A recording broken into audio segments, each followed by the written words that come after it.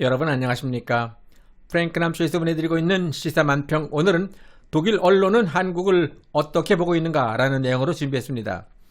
독일을 대표하는 시사주간지 슈피겔은 1947년 창간되어서 세계적으로 가장 권위 있는 언론 중 하나로 인정받고 있습니다.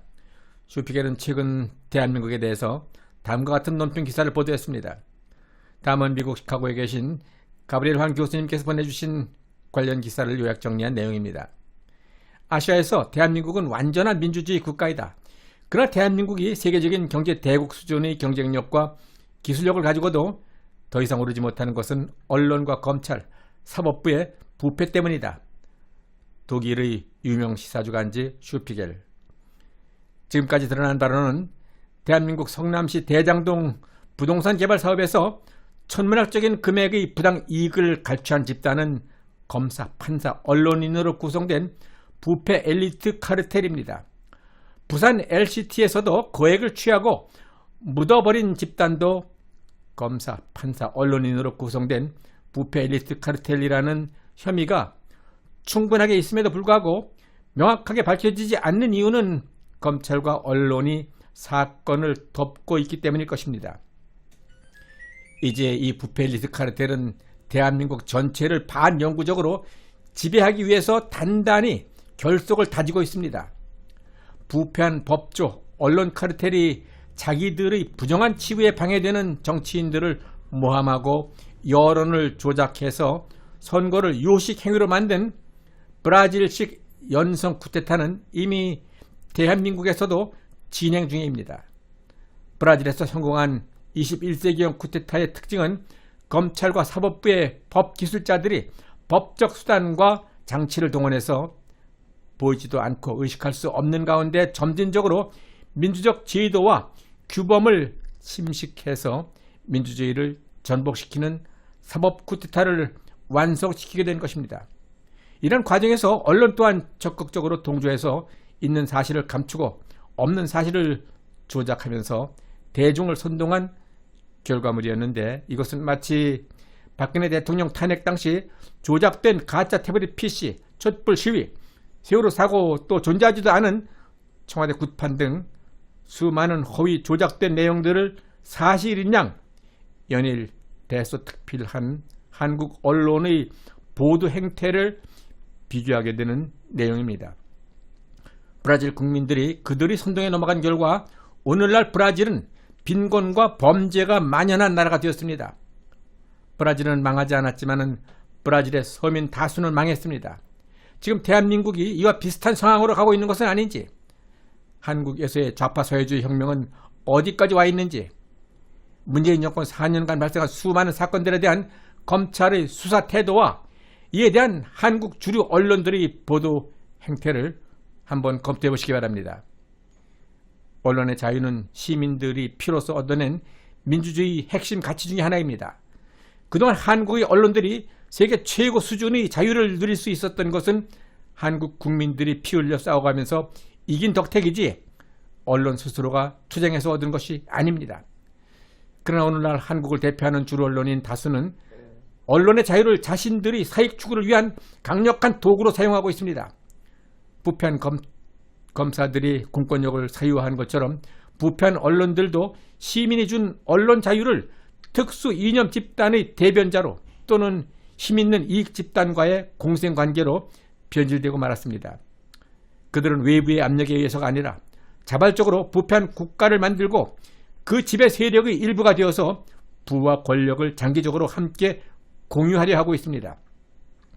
화천대유에서의 거액의 뇌물을 받은 언론인 출신들이 있다면 그것이 언론인의 수치인지 동경의 대상인지 그들 스스로가 잘 알고 있을 것입니다.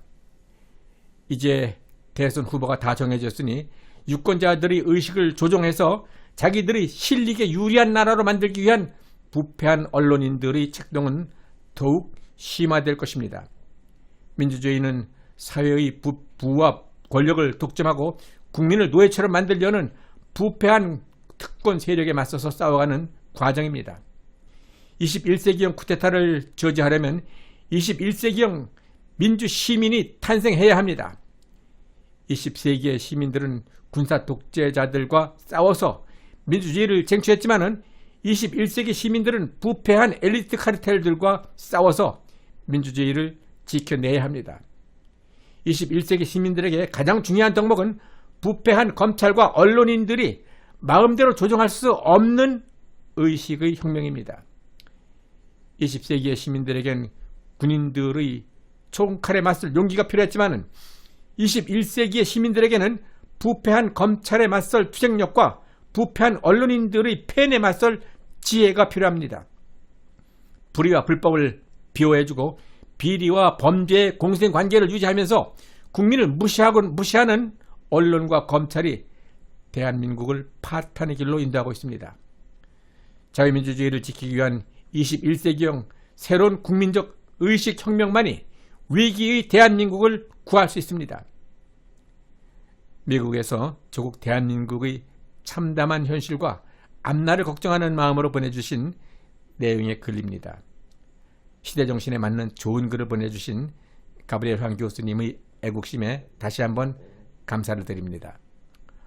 모든 악은 선을 이길 수 없으며 모든 거짓은 진실 앞에 굴복하게 되어 있습니다.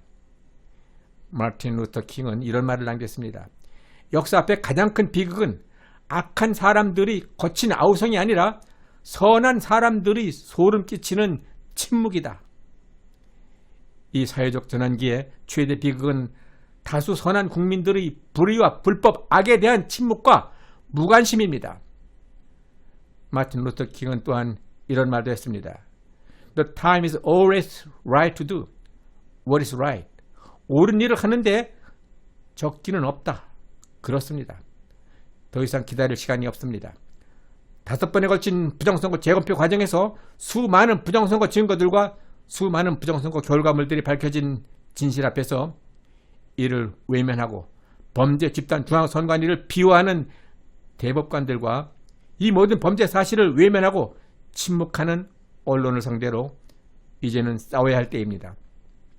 지금이 바로 우리 국민 모두가 부정선거 투쟁의 대열에 앞장서야 할 때입니다. 부정선거 투쟁에 반드시 승리해서 부정선거를 척결해야만 내년 3월 9일 대통령 선거에서 승리를 보장할 수 있습니다. 행동하는 양심, 새로운 의식혁명으로 정권교체 우리가 모두 노력한다면 이뤄낼 수 있습니다. 프랭크남쇼에서 보내드리고 있는 시사만평, 내년 3월 9일 대통령 선거에서 행동하는 양심, 의식혁명으로 부정선거를 척결해서 정권교체를 이뤄내기 위한 저의 기도와 노력은 계속될 것입니다. 여러분들의 구독 신청과 좋아요 그리고 의견 참여 댓글은 저의 이러한 노력과 후속 영상 제작에 큰 힘이 될 것입니다. 끝까지 시청해주신 여러분 대단히 감사합니다.